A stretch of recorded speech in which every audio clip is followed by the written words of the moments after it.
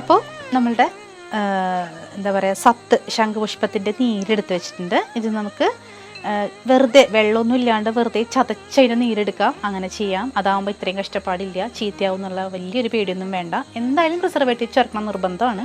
പക്ഷെ ഞാനിപ്പോൾ എന്തായാലും ഒരു ബേസ് കാണിച്ചു തരാമെന്ന് വെച്ചിട്ടാണ്. ഇനി നമുക്ക് ഇത് ലിക്വിഡ് കാസിൽ സോപ്പാണ്. സോപ്പൊക്കെ ഉണ്ടാക്കാനായിട്ട് നമ്മൾ എടുക്കില്ലേ ലിക്വിഡ് കാസിൽ സോപ്പ്, ഞാൻ എഴുതി കാണിക്കാം കേട്ടോ ഫ്രെയിമിൽ. സോപ്പ് ബേസിന് ഷാമ്പൂ ബേസിനൊക്കെ പകരം നമുക്ക് എടുക്കും. വളരെ ലൈറ്റ് വെയ്റ്റ് ആണ്. അത് ഇതിലേക്ക് ഒഴിച്ചു കൊടുക്കുക. ഒരു 200 ഗ്രാമൊക്കെ ഞാൻ എടുത്തിട്ടുണ്ട്.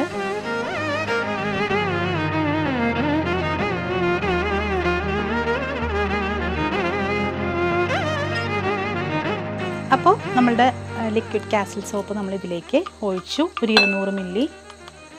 ഇനിയിപ്പോൾ അതൊക്കെ ഇളക്കുക. മാത്രമൊന്നും കാണിച്ച് ഇളക്കരുത്.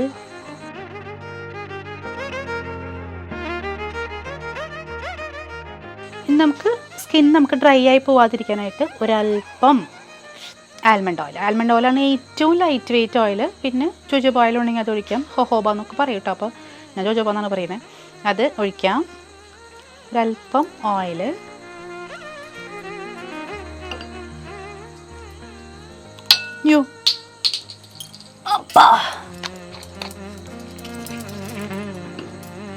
ഇനി നമുക്ക് ഇത്തിരി എസൻഷ്യൽ ഓയിൽ വേണം. ഇതിപ്പോൾ ഞാൻ എടുത്തിരിക്കുന്നത് നമ്മുടെ KFDCയുടെ ആണ് കേട്ടോ. ഇതൊരു കുഞ്ഞ് ഇത്രയും പോകുന്ന സംഭവത്തിന് 2500 റുപ്യാണ് വില. നമ്മളുടെ ക്രീമിൽ ചേർക്കുന്ന ഞാൻ ഒന്ന് പറഞ്ഞില്ലേ, ഗവൺമെൻറ്റിൻ്റെ നമുക്ക് കിട്ടുന്നതാണ് കേട്ടോ. അപ്പോൾ അത് കുറേ പേര് ചോദിച്ചിട്ടുണ്ടായിരുന്നു ഇത് എവിടെ നിന്നാണ് ഈ സാൻഡൽവുഡിൻ്റെ എസൻഷ്യൽ ഓയിൽ കിട്ടുന്നത് എന്ന്. ഇത് ഓൺലൈനിൽ കിട്ടും, അല്ലെങ്കിൽ അവിടെ നിന്ന് സ്റ്റോറുകളുണ്ട് തോന്നുന്നു. നമുക്ക് ചന്ദനത്തിൻ്റെ ഇതുണ്ടാവില്ലേ, സെൻറ്റേഴ്സ് ഉണ്ടാവില്ലേ കിട്ടുന്നത്, അവിടെ നിന്ന്. അപ്പോൾ അത് കുറച്ച് ഡ്രോപ്പ് ഇതിലേക്ക് ഒഴിക്കാം.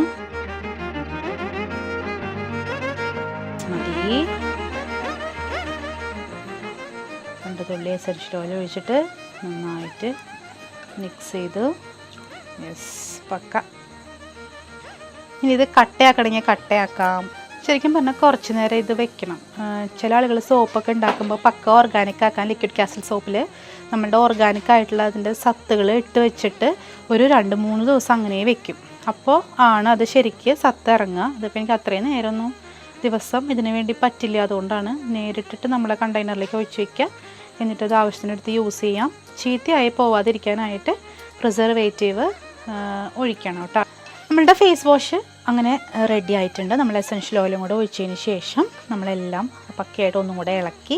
ഇനി നമ്മളിത് ശരിക്കും പറഞ്ഞു കഴിഞ്ഞാൽ ഒരു 2-3 ദിവസമെങ്കിലും ഇങ്ങനെ വെക്കണം. അതിന് ശേഷമാണ് യൂസ് ചെയ്യാന്ന് പറയുമ്പോൾ. നമ്മൾ സോപ്പ് ഉണ്ടാക്കുമ്പോൾ ലിക്വിഡ് കാസിൽ സോപ്പ് ഉണ്ടാക്കും, ഓർഗാനിക് സോപ്പ് ഉണ്ടാക്കുമ്പോൾ ചിലർ പ്രൊഫഷണൽസൊക്കെ പറയുന്നു ഒരു 3-4 ദിവസമെങ്കിലും ആ സത്ത്, അതായത് ആയുർവേദിക് ആയിട്ടുള്ള നീരുകൾ ചേർക്കുമ്പോൾ കുറച്ച് നാളതിൽ ഇരുന്ന് സത്ത് ഊറിക്കഴിഞ്ഞ് പക്ക ഓർഗാനിക് ആയതിനു ശേഷം മാത്രമാണ് നമുക്കത് സോപ്പായിട്ട് കൊണ്ടുവരാൻ പറ്റുള്ളൂ.